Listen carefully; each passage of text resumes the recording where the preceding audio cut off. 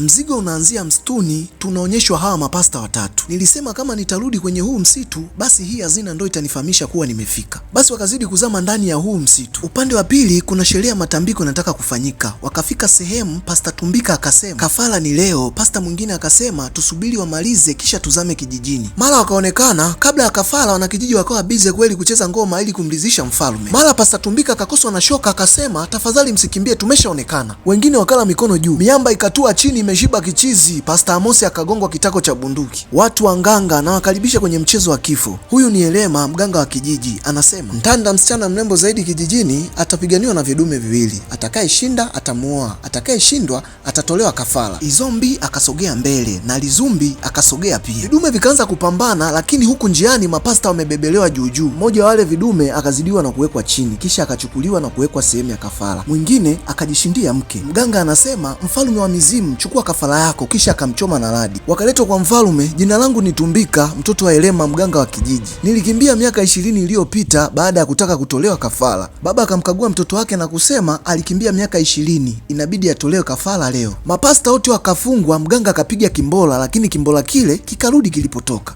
Mfalme akasema wafungueni, kisha chukueni mabegi yenu na muondoke. Wakaja nyumbani kwenye kaburi la mama yake. Mganga naye akafika. Pasta Tumbika akaanza kumwombea kichaa. Baba anasema huyo kichaa hawezi kuongea, ningekuwa nishamtibu na nguvu zangu. Huku pasta ni maombi tu. Chizi si akaongea, watu shangwe. Mganga akaondoka. Mfalme akamwita mganga, nasikia chizi amepona. Akamjibu Tumbika na nguvu za ajabu. Mfalme akasema itabidi aje kumtibia Prince, maana kifo chake kitagharimu watu zaidi ya 200. Mganga akagoma na kusema nitamtibu kwa nguvu za mababu zetu. Mtaani Tumbika akamchukua mama kipofu na kumuuliza unaamini kuwa utapona? Ndiyo, ninaamini. Kisha akamwombea na ule upofu ukapona. Usiku amelala, baba akaja kuwaloga. Tumbika akashtuka, kwa jina la Yesu. Baba akauliza kipo wapi chungu chenu cha uchawi? Tumbika akasema sisi tunaomba kwa imani. Yesu alikufa msalabani ili tupone. Baba akacheka sana. Alikufa Mizimu ya mababu zetu leo nawatambulisha tena. Prince, mlisi wa kiti cha mfalme, mponyesheni, mpeni nguvu azidi kuwa imara. Prince akakata moto pale pale.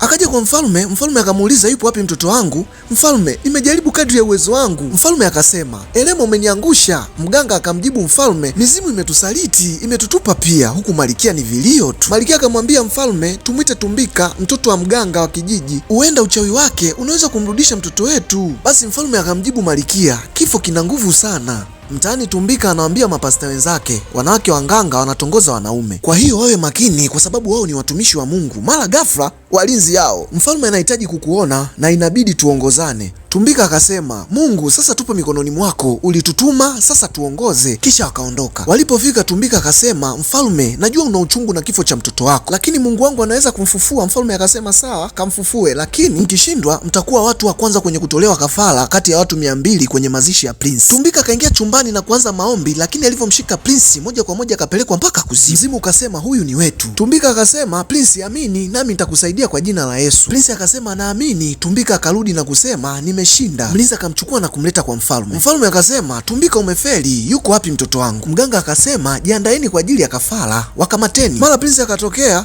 Watu wote ni mshangao tu. Bana, hatimaye sasa Mungu ameonekana mbele ya macho ya watesi wa pasta.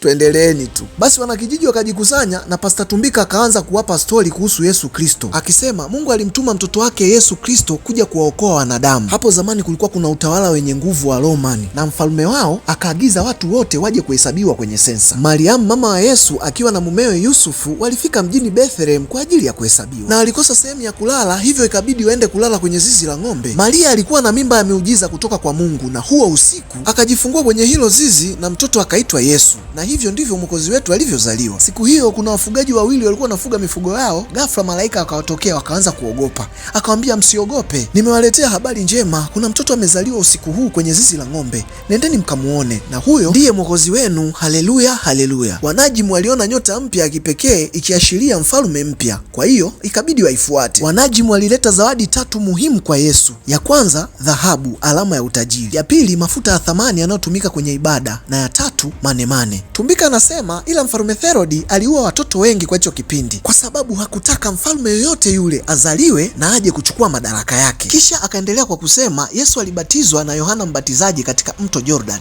Akaendelea kusema Yesu aliongozwa na Roho Mtakatifu kuelekea mpaka jangwani na hakula chakula kwa siku 40.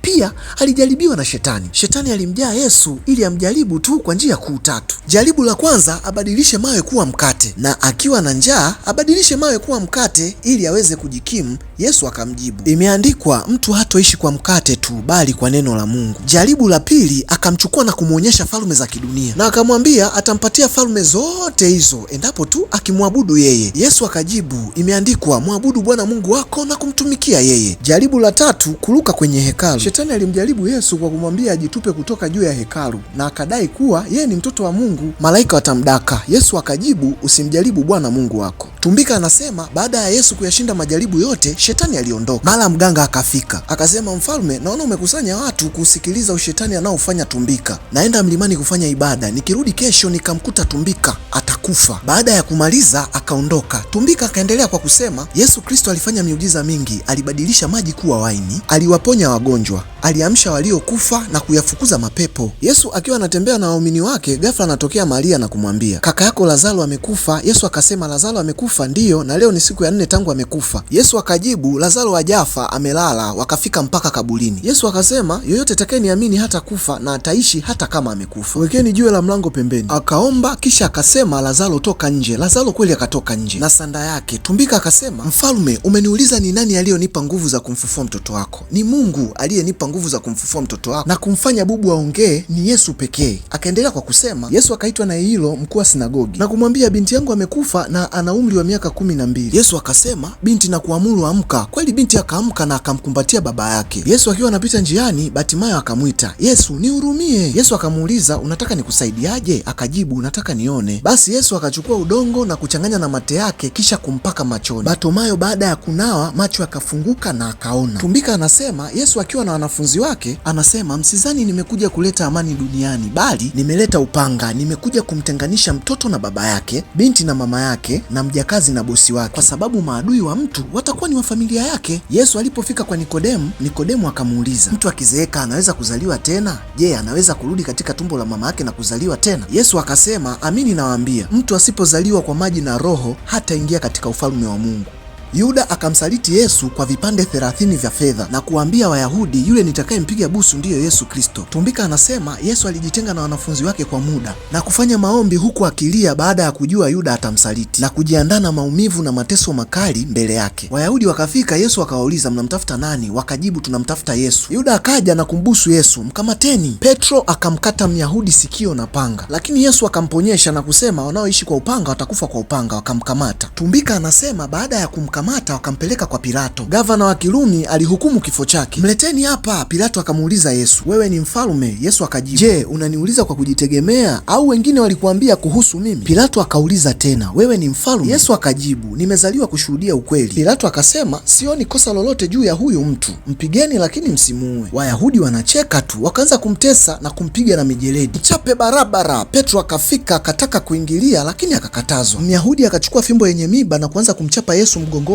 huku Maria ni kulia tu. Mfalme akamuuliza Tumbika, mbona unatuhadisia na huku unalia kama mtoto mdogo? Hata mimi namwonea huruma Yesu Kristo. Baada ya mateso, Pilato akauliza, mnataka nimwachie Yesu Kristo au niwape Baraba? Wayahudi wakajibu, tupe Baraba. Pilato akauliza, mnataka nimwachie mhalifu vipi kuhusu Yesu? Asulubiwe. Pilato akanawa maji na kusema, damu ya Yesu haitakuwa mikononi mwangu, mpelekeni. Wakambebesha msalaba huku akimpiga mijeledi. Jisaidie mwenyewe. Wanamcheka tu, mara akadondoka chini. Bikira Maria ni kulia tu. Njiani wakakutana na Simoni, akauliza nini kinaendelea? Wakambebesha msalaba wa Yesu na kulisongesha gurudumu. Walipofika wakamlaza Yesu msalabani na kuanza kumgongelea misumari, huku mama ni kulia tu. Wakampigilia mpaka miguuni na kumsimamisha msalabani. Yesu akasema, Baba wasamehe, hawajui watendalo. Yesu alipomuona mama yake karibu na Yohana akasema, mama, mtazame mwanao. Kisha akasema, Yohana, mtazame mama yako. Akakata roho, radi zikapiga na anga ikabadilika. Wayahudi wakakimbia. Tumbika akasema, siku ya 3 Yesu akafufuka. Huku nyumbani sasa baba karudi, yuko anamloga Tumbika, mara akakoswa na radi. Akasema, kwa hiyo hamtanisaidia kunilinda kutoka kwenye mikono ya Mungu wake aliyokufa? Sasa naenda kumuua kwa mikono yangu. Kisha akasepa. Baba, umekuja kujiunga nasi? Baba akajibu, msaliti wa mizimu yetu, akachomoa kisu ili anataka kumchoma, mkono ukagandia hewani, baba mpaka chini. Tumbika anamwambia baba yake, baba amini, nitakuombea. Baba akakata roho pale pale, na hapo ndo inapokuwa mwisho wa huu mzigo unaoitwa Black Ashes. Haya, nirudi kwako wewe sasa, mpenzi mtazamaji, na wewe uko katika lile grupu la watu ambao wana mioyo migumu katika kuamini jina la Yesu Kristo kama baba yake na Tumbika, au wenye mioyo miepesi kama mfalme aliyeamini kupitia mateso ya Yesu Kristo?